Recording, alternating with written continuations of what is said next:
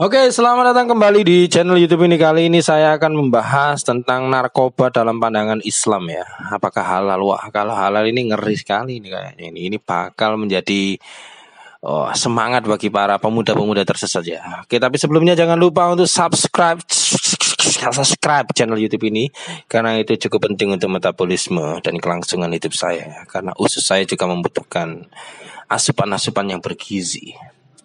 Oke, langsung saja ya, daripada saya semakin nggak karu-karuan ngoceh nggak karu-karuan di sini. Oke, narkoba ya. Itu sebenarnya singkatan dari narkotika, psikotropika, dan obat terlarang. Disingkat narkoba, narkotika, dan obat-obatan. Oke, narkoba itu menurut Undang-Undang Narkotika ya, pasal 1 menyatakan bahwa narkotika merupakan zat buatan atau yang berasal dari tanaman yang memberikan efek halusinasi, menurunkan kesadaran, serta menyebabkan kecanduan. Ya, ini mungkin definisi yang cukup kabur ya. Jadi kalau Anda itu menghirup daun pepaya kemudian Anda berhalusinasi, ya bisa dikatakan daun pepaya itu juga menjadi narkotika bagi diri Anda secara pribadi. Oke, dewasa ini ya banyak golongan masyarakat atau anak-anak atau orang dewasa atau lelaki ya, serta wanita, warga sipil atau aparatur negara, pemerintah atau siapapun lah, tidak dapat menahan diri dari godaan narkoba. Profesi apa saja atau siapa saja itu dapat menjadi korban dari narkoba. Tidak mengenal status pekerjaan atau siapa Anda, nggak penting bagi narkoba, karena narkoba itu memberikan efek halusinasi dan biasanya adiktif atau membuat candu. Ya, godaannya itu mengerikan ya, sama kayak godaan anak tetangga itu ya, cukup mengerikan itu ya. Oke, bahkan aparatur negara dan pemerintah yang seharusnya menghentikan pengedaran narkoba itu sering juga terjerumus dan justru menjadi pengguna dari benda yang sering dikatakan sebagai benda haram ini ya. Oke, kemudian telah ada beberapa kasus ya aparatur negara, wakil rakyat yang tertangkap karena penyalahgunaan narkoba. Sebenarnya bukan narkobanya yang disalahgunakan ya, karena mereka memang mengkonsumsi narkoba itu. Bahkan orang yang harusnya menjaga keamanan negara dan menyampaikan aspirasi masyarakat juga menggunakan obat yang dianggap terlarang ini. Lalu bagaimana ya negara ini dapat maju sementara orang yang seharusnya melindungi negara atau mewakili aspirasi rakyat itu justru melakukan tindakan yang disebut sebagai tindakan kriminal.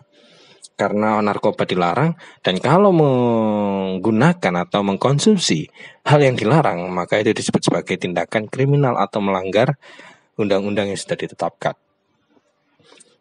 Dalam pandangan politik Islam ya, nah ini yang mulai sensitif ini. Tapi tolong jangan langsung gegabah mengklaim saya itu wah ini kayaknya ini radikal. No, saya tidak berpikir seperti itu. Pandangan politik Islam itu kita tahu bahwa narkoba ini sangat diharamkan. Meskipun hal ini tidak dijelaskan secara gamblang dalam kitab suci Al-Quran ya. Tetapi seperti yang kita ketahui bahwa narkoba ini menghasilkan dampak buruk yang lebih banyak. Bahkan penggunaan yang berlebihan dapat berujung kematian. Jadi ingat, kalau ada yang protes, wah di Al-Quran gak disebutkan kalau narkoba itu haram. Wah ini orang-orang yang ngeyel angel lagi. Ya memang kalau Anda cari di Al-Quran itu kalian gak akan menemukan detail-detail kasus kehidupan kalian. Anda nyari bumbu rujak di Al-Quran ya gak ketemu. Tapi Al-Quran sudah menjelaskan bahwa bumi menyediakan berbagai hal yang bisa kalian konsumsi, yang itu baik untuk diri Anda. Ya salah satunya ya bumbu rujak yang Anda cari itu. Jadi kalau nyari bumbu rawon, bumbu rujak, bumbu sate yang nggak ada. Anda nyari kemiri di Al-Quran yang nggak ada. Anda nyari berambang goreng diiris yang nggak ada. Atau apalah. Jadi jangan mulai memicu permasalahannya. Al-Quran itu sifatnya tersirat. Jadi kalau sesuatu yang membahayakan itu pasti diharamkan. Sesuatu yang bisa mengancam tubuh Anda, membahayakan tubuh Anda dan berujung pada kematian pada tubuh Anda itu pasti sesuatu yang dilarang oleh Al-Quran. Saya rasa bukan cuma Al-Quran, bahkan kitab suci lainnya juga pasti akan melarang. Karena esensinya agama itu membuat kita menjadi manusia yang lebih baik. Baik secara biologis atau secara fisik kita dan juga secara sosial. Jadi nggak ada kisahnya itu misalnya Al-Quran menyuruh kita itu membunuh orang lain atau membunuh diri kita sendiri ya, itu kan tolol itu tafsirnya. Ya mohon maaf, saya harus mengatakan tolol. Terserah Anda menafsirkannya sebagai seorang kiai menafsirkan dan itu harus bunuh diri, itu konyol, itu tolol sekali saya rasa. Oke, dalam surat An-Nisa ya, ayat 29.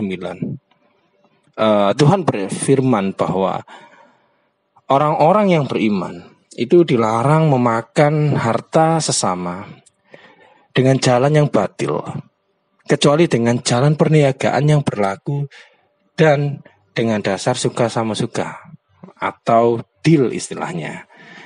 Dan kita dilarang membunuh diri karena sesungguhnya Tuhan itu Maha Penyayang terhadap kita. Itu ayatnya sudah saya bahasakan lebih sederhana ya. Jadi tidak persis seperti itu, tapi intinya seperti itu.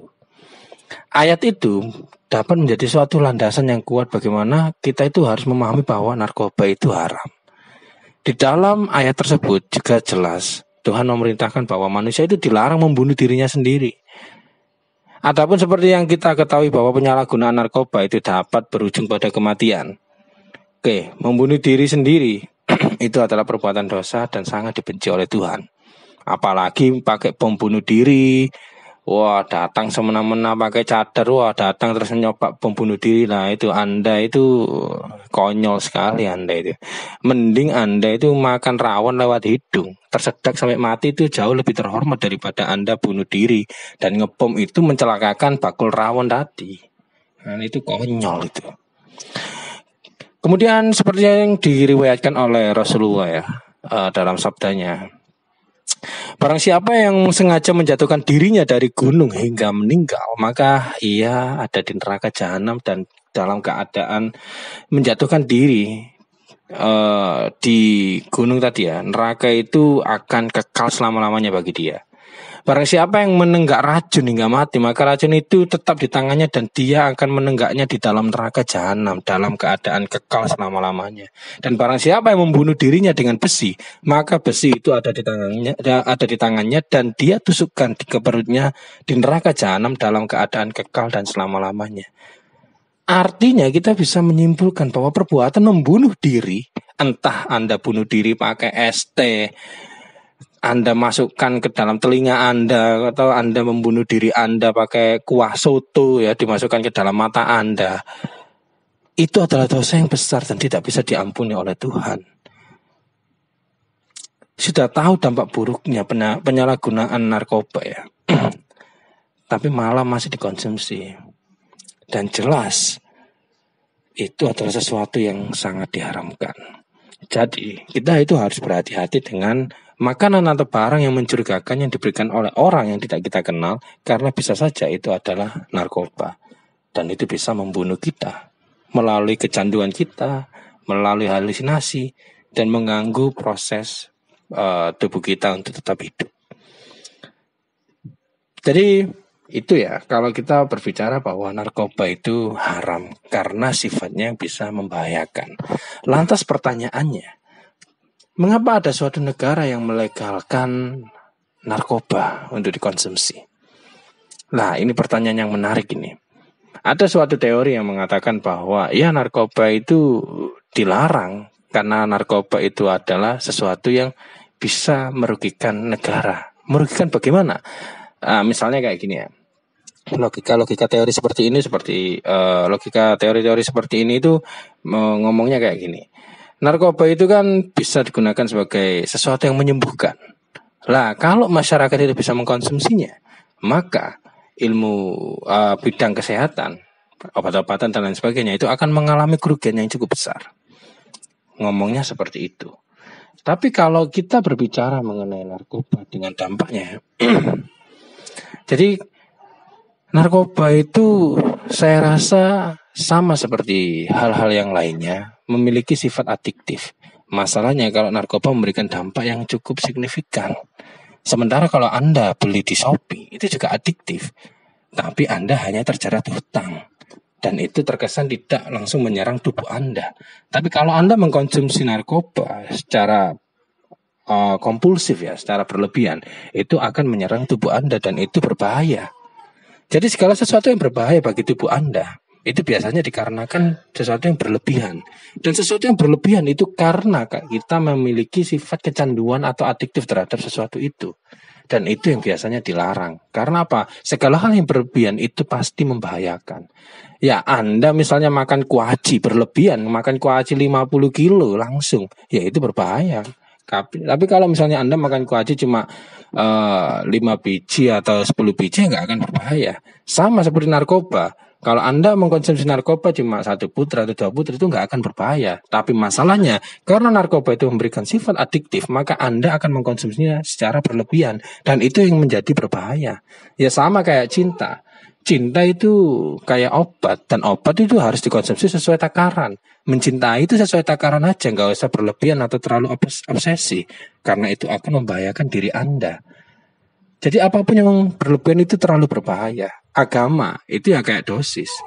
Anda memahami agama sesuai dosis saja. Kalau berlebihan dosisnya justru berbahaya. Ya jadinya kayak terorisme itu yang suka bunuh diri dan ngebom-ngebom nggak jelas kayak gitu. Jadi itu ya penjelasannya mengenai mengapa sih narkoba itu haram di mata Islam. Jadi kalau misalnya itu halal, ya karena itu dimanfaatkan untuk kehidupan kita, untuk memperbaiki sel darah kita mungkin misalnya, untuk memperbaiki tubuh kita, untuk mengobati tubuh kita, dan itu halal. Segala sesuatu itu yang mau digunakan untuk memperbaiki tubuh kita, untuk menopang kehidupan kita, itu halal. Tapi kalau itu justru mencelakakan tubuh kita, itu yang menjadi haram. Itu kenapa ya misalnya kayak babi atau makanan yang belum matang itu cenderung diharamkan. Ya karena biasanya mengandung bakteri dan bakteri itu membahayakan bagi diri kita. Cara tafsirnya seperti itu. Oke, itu saja yang bisa saya katakan untuk kali ini dan terima kasih sudah belajar sesuatu. Thanks for watching.